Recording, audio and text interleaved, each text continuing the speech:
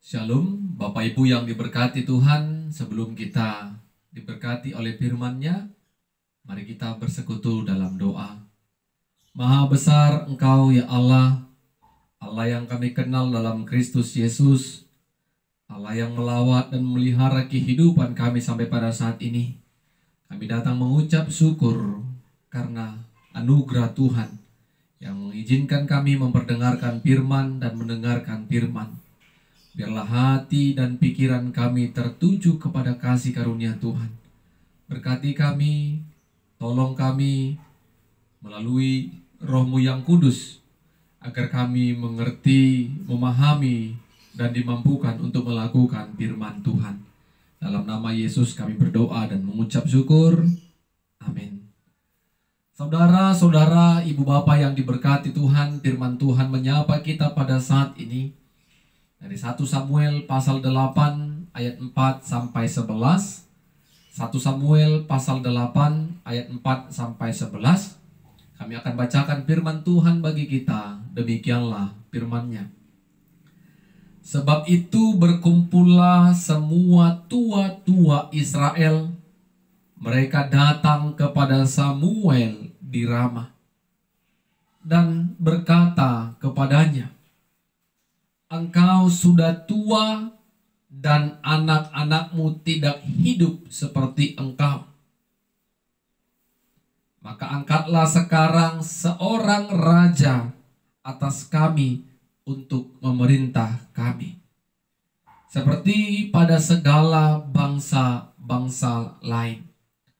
Waktu mereka berkata, "Berikanlah kepada kami seorang raja untuk memerintah kami," perkataan itu mengesalkan Samuel, maka berdoalah Samuel kepada Tuhan. Tuhan berfirman kepada Samuel, "Dengarkanlah perkataan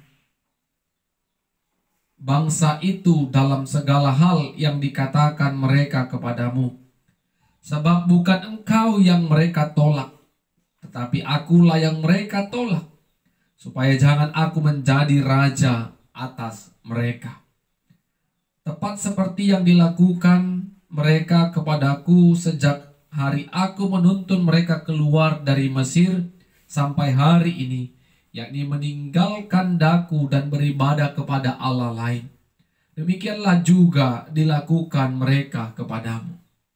Oleh sebab itu dengarkanlah permintaan mereka, hanya peringatkanlah mereka dengan sungguh-sungguh dan beritahukanlah kepada mereka apa yang menjadi hak raja yang akan memerintah mereka."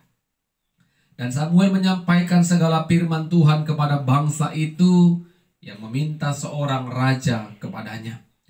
Katanya, "Inilah yang menjadi hak raja yang akan memerintah kamu itu. Anak-anakmu laki-laki akan diambilnya dan dipekerjakannya pada keretanya dan pada kudanya, dan mereka akan berlari di depan keretanya." Amin. Saudara-saudara, ibu bapak yang diberkati Tuhan, tema kebenaran firman Tuhan bagi kita pada saat ini, Tuhan menguatkan hamba-Nya. Tuhan menguatkan hamba-Nya. Ketika kita hidup dan dipercayakan Tuhan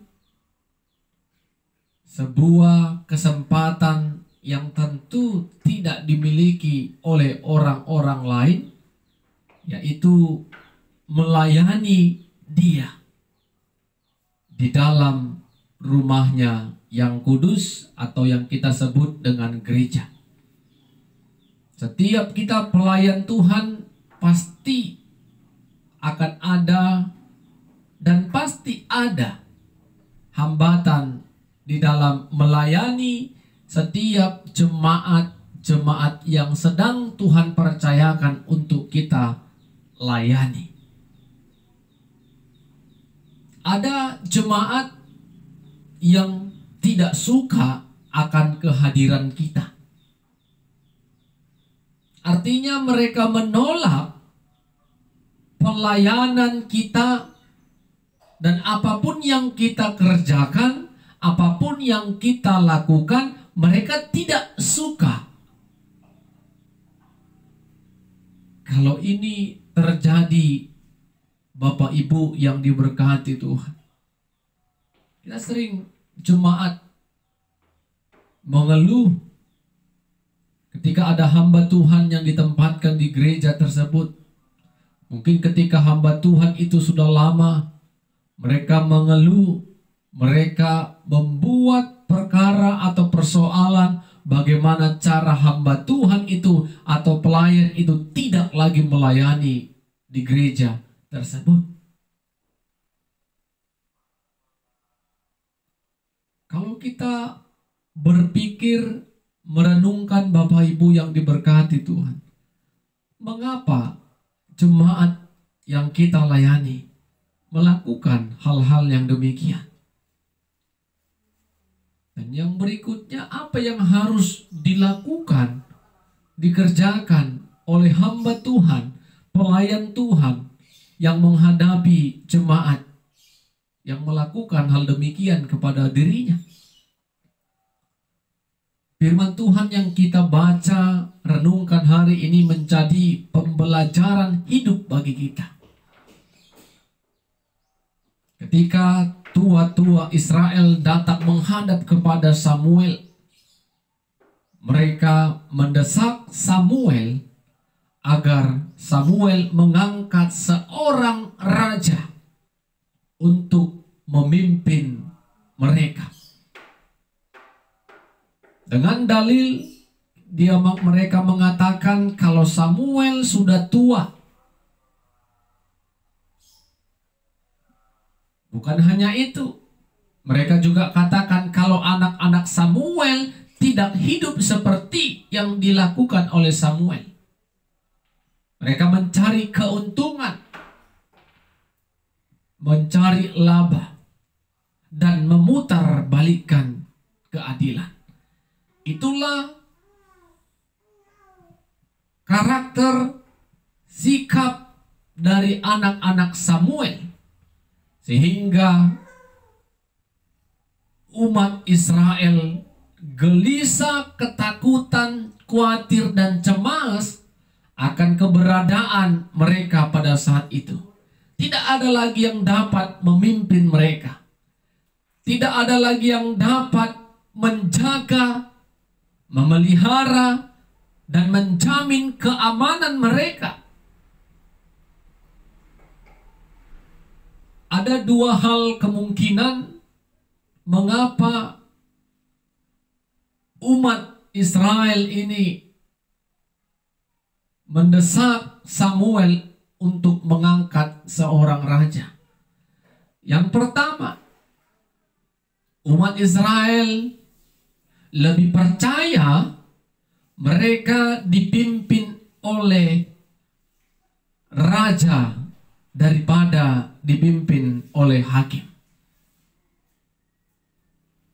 Karena melihat situasi musuh, yaitu bangsa Filistin yang memiliki kekuatan politik dan militernya, kalau mereka menyerang umat Israel dan kalau mereka dipimpin oleh hakim, maka mereka akan bisa dikalahkan. Tapi kalau mereka dipilih oleh sosok raja, mereka akan pastikan mereka akan tetap terjaga keamanannya. Dan yang kedua, kemungkinan kedua, bangsa Israel ini lebih condong melihat kekuatan yang terlihat oleh mata dibandingkan kekuatan yang tidak terlihat. Apa kekuatan yang terlihat? Tentu gagah perkasanya manusia, gagah perkasanya seorang raja. Tidak melihat kekuatan yang tidak terlihat, yaitu kekuatan yang berasal dari Tuhan. Apa kekuatan yang tidak terlihat, yang berkuasa dari Tuhan? Mereka sungguh harus merasakan bagaimana pertolongan Tuhan, kekuatan Tuhan yang menolong mereka keluar dari tanah Mesir menuju tanah Kanaan sampai pada saat ini. Itu yang dikatakan Tuhan. Sehingga mendengarkan tuntutan atau desakan umat Israel ini, tentu Samuel sangat kesal. Dan kita lihat, kita belajar apa yang dilakukan Samuel ketika jemaat umat yang dipimpinnya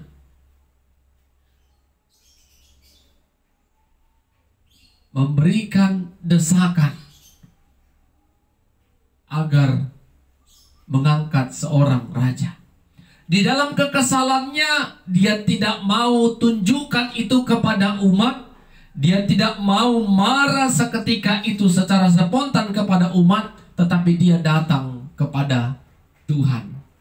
Ini yang dilakukan oleh hamba Tuhan, seorang pelayan. Ketika kita ditolak, ketika kita dituntut untuk melakukan hal-hal yang tidak kita mampu untuk kerjakan, dia datang kepada Tuhan. Dia berdoa, bergumul kepada Tuhan. Itu yang dikerjakan oleh Samuel. Dan Tuhan berfirman kepada Samuel, dengarkanlah permintaan mereka.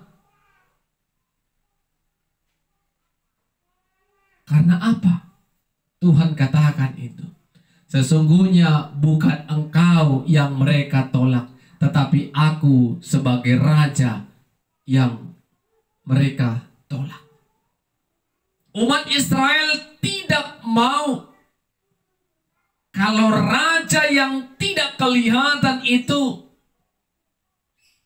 mereka setia, taat, tunduk kepada raja yang tidak kelihatan itu. Sehingga mereka terus mendesak Samuel untuk mengangkat seorang raja. Karena apa Bapak Ibu yang diberkati Tuhan? Sepanjang perjalanan kehidupan bangsa Israel, walaupun mereka sudah menyaksikan dan melihat pertolongan Tuhan, tetapi mereka juga tetap tidak hidup pada ketetapan Tuhan. Mereka tetap beribadah kepada Allah-Allah lain. Tentu itu menyakitkan hati Tuhan. Dan itu yang dikatakan Tuhan kepada Samuel. Angkatlah seorang raja atas mereka. Dan itu tentu menjadi kekuatan bagi Samuel. Ternyata ketika ada orang-orang yang menolak, yang tidak menerima pelayanan atau sosok pelayan dalam sebuah pelayanan, sesungguhnya mereka adalah menolak Tuhan.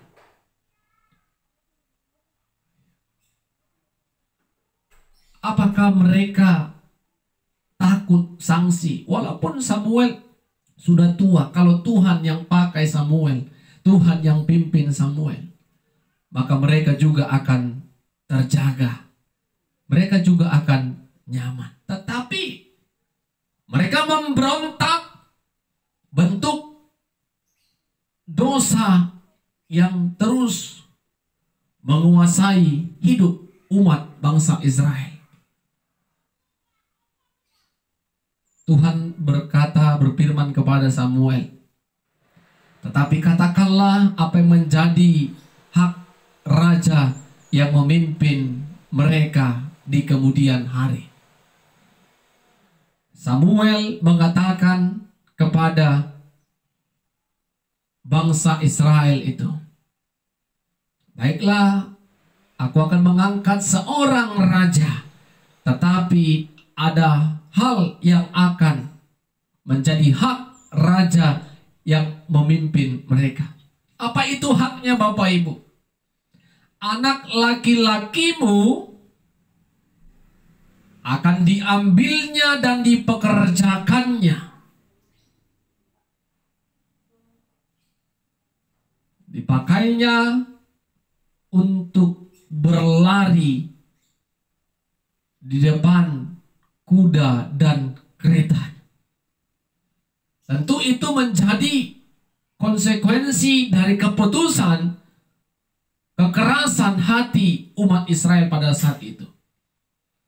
Tetapi walaupun demikian, walaupun Samuel sudah menyampaikan konsekuensi yang harus mereka ambil ketika mereka dipimpin oleh raja, mereka tetap bertahan dalam keputusannya itu. Dan pada akhirnya kepemimpinan beralih dari hakim-hakim sampai kepada raja. Dan kalau kita baca pasal selanjutnya, mereka dipimpin oleh Raja Saul. Bapak Ibu yang diberkati oleh Tuhan, apa yang mau kita renungkan dari kebenaran firman Tuhan saat ini? Poin yang pertama, kita harus imani dan kita juga harus ingat, ketika kita hidup melayani dengan ketulusan hati, dengan tidak mengambil kepentingan sendiri. Ingat, melayani dengan ketulusan hati, tidak mengambil kepentingan sendiri dan memuliakan Tuhan. Kalaupun masih ada orang yang tidak suka, kalaupun masih ada orang yang tidak senang akan pelayanan ataupun kehadiran kita, berarti mereka memang tidak suka kepada Tuhan yang telah mengutus dan mempercayakan pelayanan itu kepada kita. Mereka bukan lagi menolak kita sebagai pelayan yang melayani, tetapi mereka menolak Tuhan yang telah mempercayakan pelayanan itu kepada kita. Tetapi ingat, kalau kita benar-benar menjadi pelayan yang seturut dengan kehendak Tuhan. Yang kedua, ketika kita sebagai pelayan mendapatkan tantangan dalam pelayanan kita, bukan hanya dalam pelayanan, tentu dalam pekerjaan, di dalam rumah tangga dan keluarga kita, sosial lingkungan kita, kita harus datang bersujud, bertekuk lutut, menghampiri Tuhan melalui doa-doa kita.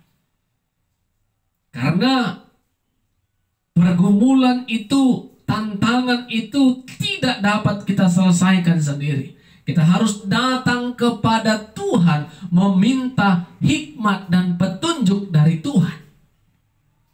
Kita tidak boleh menanggapi masalah itu dengan emosi,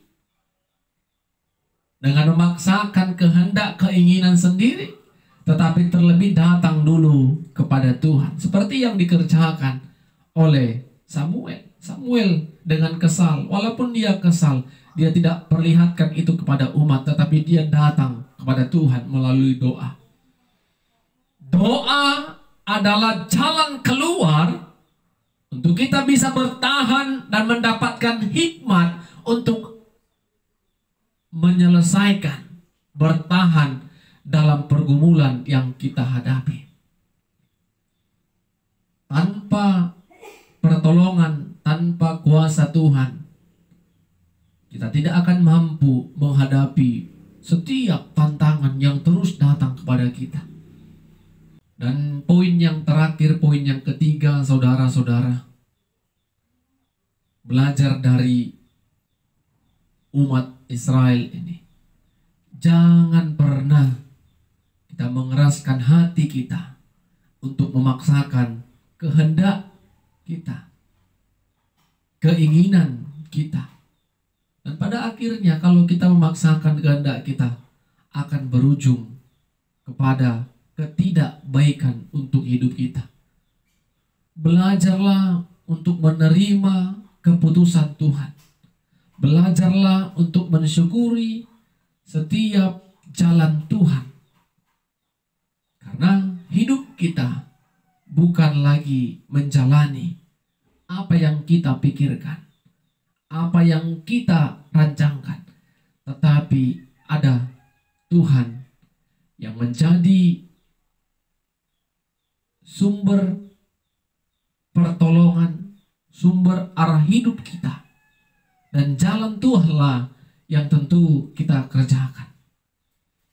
Tentu kalau keputusan kita yang kita ambil bukan kehendak Tuhan, ada konsekuensi yang harus kita hadapi. Tetapi kalau keputusan Tuhan, dan keputusan Tuhan ini tentu seperti poin kedua tadi, kita harus datang meminta hikmat dari Tuhan melalui doa kita. Sehingga kita tidak mengeraskan hati untuk melakukan kehendak kita. Kita percaya hati ini akan diberkati Tuhan ketika kita datang menghampiri Tuhan melalui doa, dan hikmat Tuhan menyertai kita. Tetap percaya jalan Tuhanlah yang kita kerjakan, bukan jalan kita. Amin, kita berdoa. Kami bersyukur firman-Mu telah memberkati kami ya Tuhan. Roh-Mu yang kudus menolong kami untuk melakukan kebenaran firman Tuhan. Ajari kami untuk hidup di dalam pergumulan, kesulitan, permasalahan hidup kami, khususnya dalam pelayanan kami. Ajari kami untuk tidak mengandalkan kekuatan kami sendiri, tetapi mengandalkan kuasa dan kasih Tuhan. Dan kami datang melalui doa-doa kami. Biarlah kiranya Tuhan dengan pertolongan-Mu, hikmat-Mu menolong, menguatkan kami dalam menjalani setiap hidup yang kami sedang jalani. Biarlah kiranya Tuhan, kehendak Tuhanlah, jalan Tuhanlah yang kami jalani. Jangan biarkan kami mengeraskan hati kami untuk memuaskan keinginan daging kami, karena itu tidak mendatangkan kebaikan dalam hidup kami. Dalam nama Yesus kami berdoa dan bersyukur. Amin. Shalom. Tuhan Yesus memberkati kita semua. Shalom Bapak Ibu yang diberkati Tuhan. Sebelum kita merenungkan kebenaran firman Tuhan, mari kita bersatu dalam doa. Terpuji, termulia nama-Mu ya Tuhan, Tuhan yang memberkati dan memelihara kehidupan kami.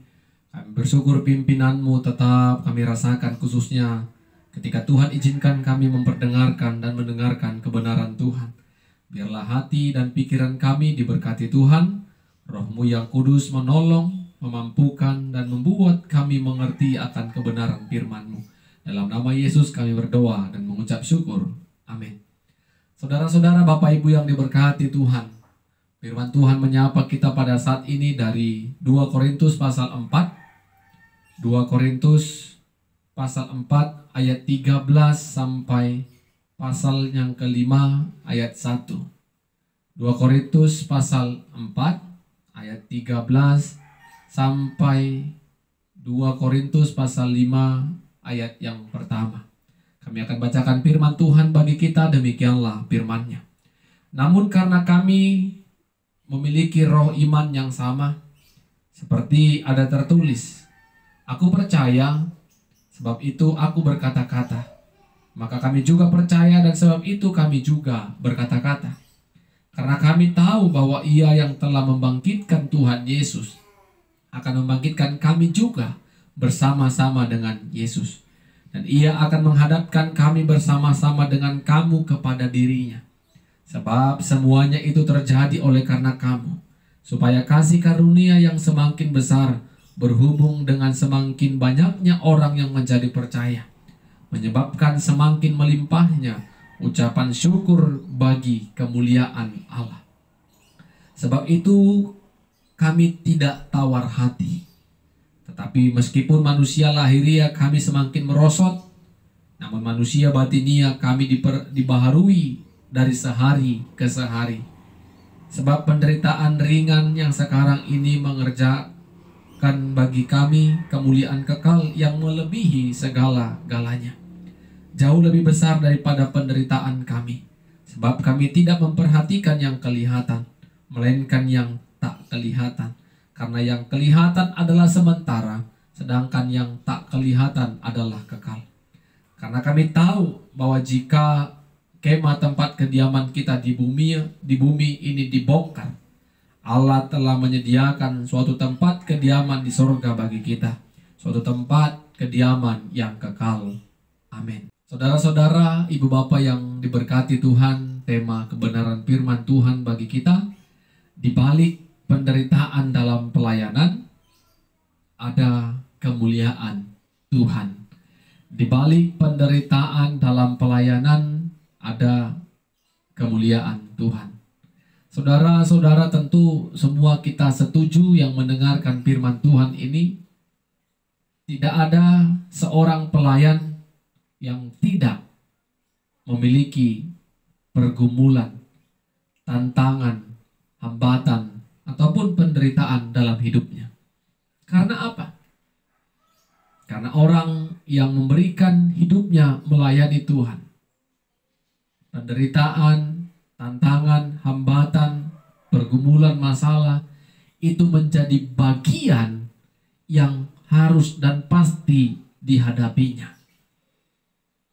Ketika kita percaya kalau pelayanan itu adalah kasih karunia, anugerah, dan fokus pelayanan kita adalah kemuliaan Kristus, percayalah, ada kekuatan Allah yang akan menolong kita bertahan dalam menghadapi situasi yang kita alami. Hal demikianlah yang disaksikan oleh Rasul Paulus sebagai pemberita Injil. Dia menuliskan suratnya kepada jemaat yang ada di kota Korintus. Kalau hidup pelayanannya ketika memberitakan Injil, hidup di dalam penderitaan. Tetapi penderitaan itu tidak membuat Rasul Paulus tawar hati, mengalah, mundur atau menyerah. Dia terus maju karena dia percaya di balik penderitaan yang sedang dia alami, penderitaan yang terlihat secara kasat mata, itu adalah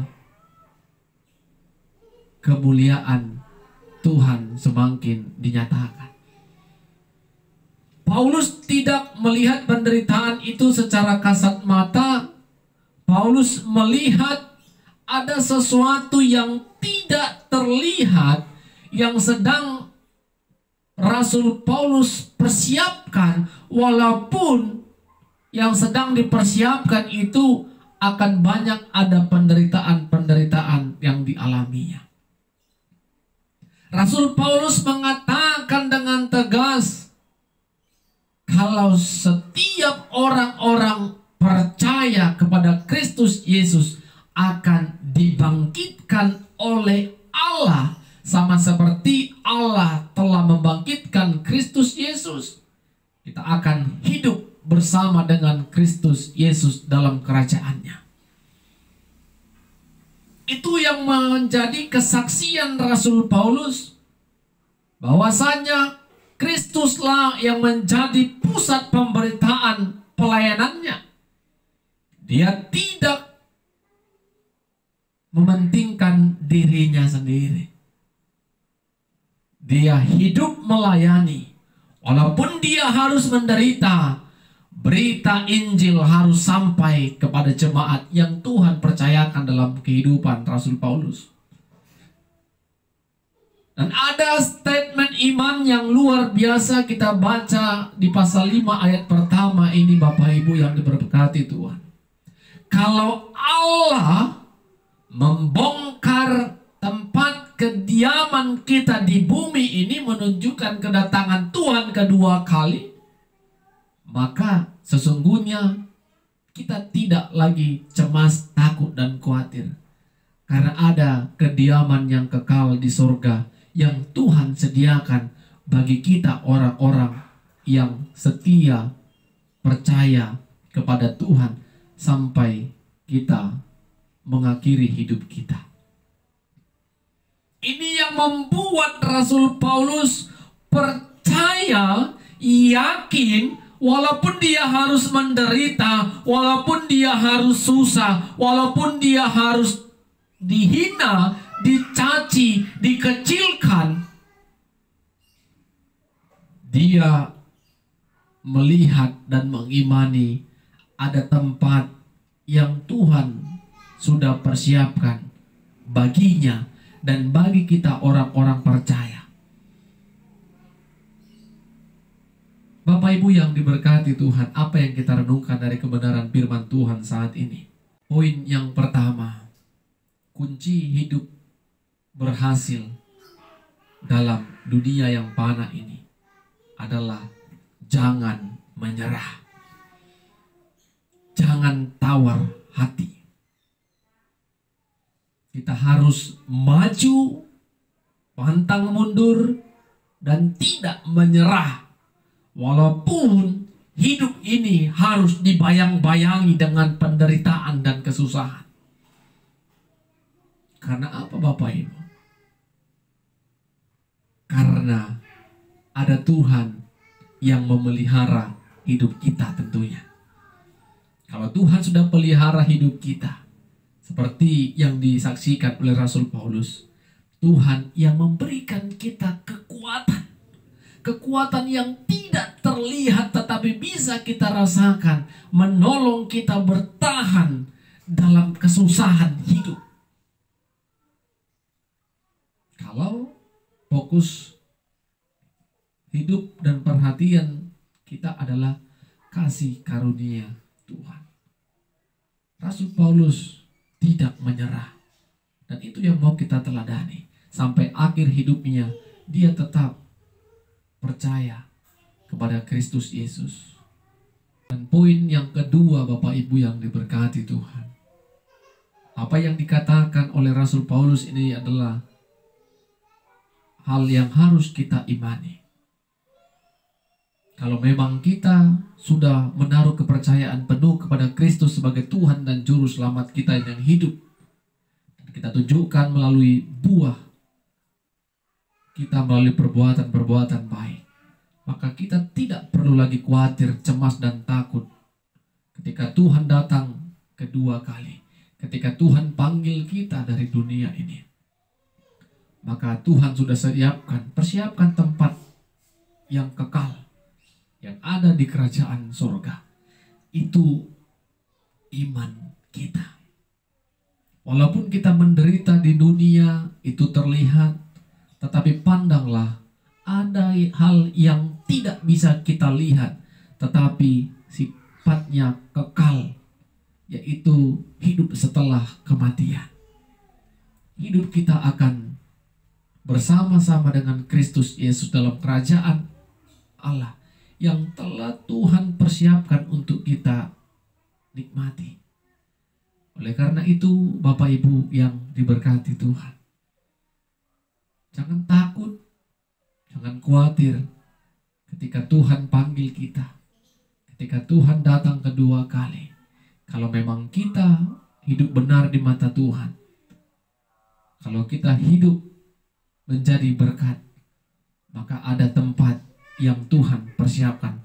Dan kita sama-sama katakan, aku ada menjadi anggota di dalam kerajaan Allah tersebut. Amin, kita berdoa.